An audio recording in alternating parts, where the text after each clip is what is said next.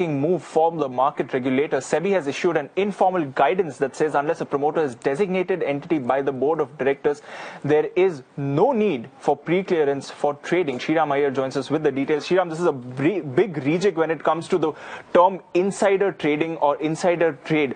What exactly is SEBI going to do over here? It's a massive move. This is going to have repercussions beyond what we can imagine at this point of time. And we are going to get experts to explain to us what is the implication of this order. It's not an order, it's an informal guidance. Let me correct myself there. The informal guidance says that the promoters who want to trade in shares of their own companies, unless and until they are pre-designated as an insider, as a designated entity in legal terms, if they are not held to be insider from beforehand, they don't need a clearance to trade in their own shares. Essentially, the buck stops with the board of directors in every company to decide whether the promoters are involved in the day-to-day functioning of the company, and if they are, then they are insiders because they are in possession of information that is price sensitive, and of course there is a chance that it might be misused. Having said that, if the board of directors in their wisdom decide that it is not important, they are not insiders and they don't need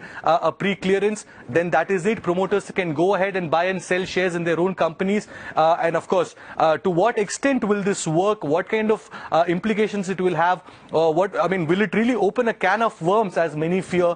It is indeed a path breaking, it is a big move from the markets regulator, and we need to understand this in greater detail. So we are now going to be joined by Sumit Agrawal from Suvan Law Advisors, as well as HP Ranina, a senior corporate lawyer. Both of you gentlemen, thank you for joining us. Here's a move from SEBI. Promoters, are they insiders or not? Mr. Agrawal, to you first. Thank you.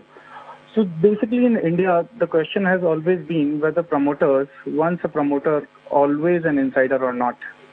And investors generally track promoter holding data to see if there is any increase or not. Because if a promoter is increasing its stake, it's generally taken as a positive signal. And it's seen that there is a confidence in the prospects of the company. Similarly, if the promoter is selling, the investors generally see it as a negative sentiment. But the question always is, whenever promoter will sell, can there be a charge of an insider trading? So in that respect, SEBI has come out with an informal guidance, which is in a sense not only significant but path-breaking. So what SEBI has said in this recent informal guidance is that promoters who do not have any functional role in the company and typically not been included in designated persons list, they can go ahead and trade.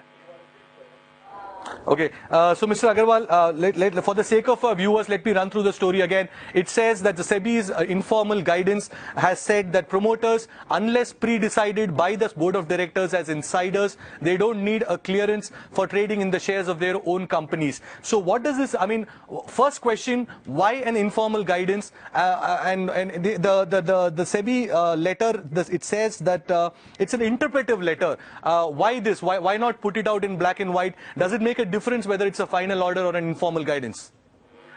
Well, in all the practical sense, this informal guidance is nothing but a letter of law. So the process is where if some company or some intermediary has got any query with the regulator SEBI, they write to SEBI and SEBI gives its interpretation and its mind how SEBI is going to look at a particular situation. And the answer of SEBI, though it is in respect of that particular query, it also decides how SEBI is going to look at in any future kind of cases which come before it.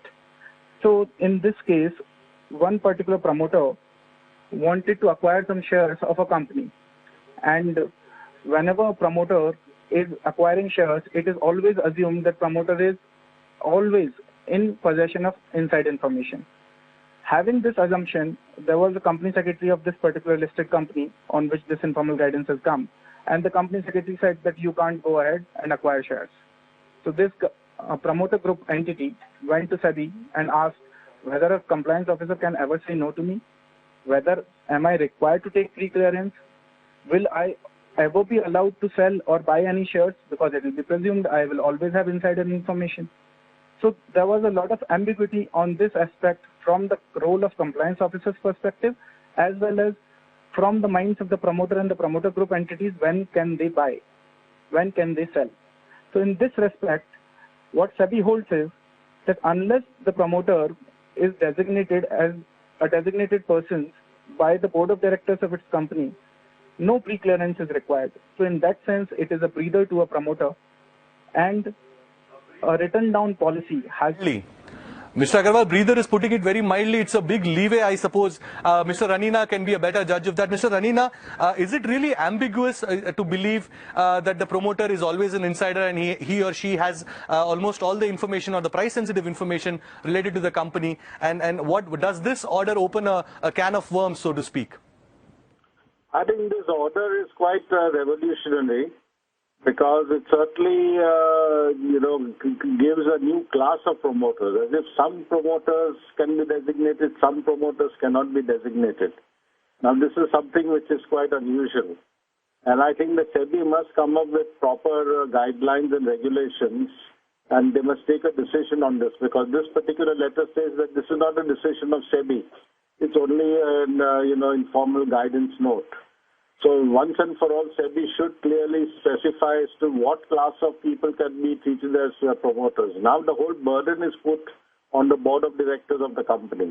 The board of directors have to decide which promoter has information which is, has a bearing on the share price, price-sensitive information, and which promoter does not have. And then only those promoters who are considered by the board of directors to have price-sensitive information, they are debarred from trading unless they take prior permission of the compliance officer.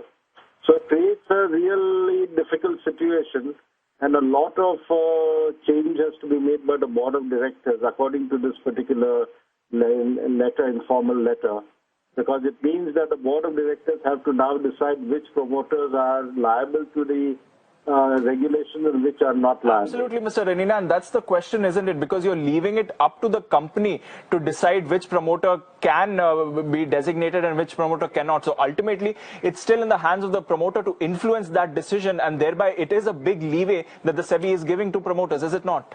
Absolutely.